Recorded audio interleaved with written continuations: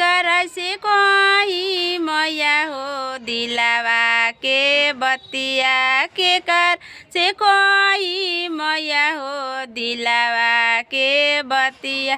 कोई नहीं बूझे मैया हो दिलावा के बती सासु मोरा बोलेली मैया हो नदिया गरिया सासु मोरा बोलेली मैया हो नदिया गरिया से जाके पुरुफवाए मैया घर से दिहल निकाल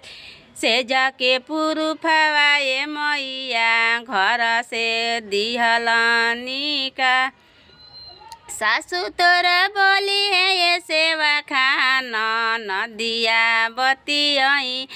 सासु तोरा बोली है ये सेवा खाना नदिया बतियाई से जाके पुरुखवा ये सेवा खा करी है दुलारा से जाके पुरुखवा ये सेवा खा करी है दुलारा। जय माता जी।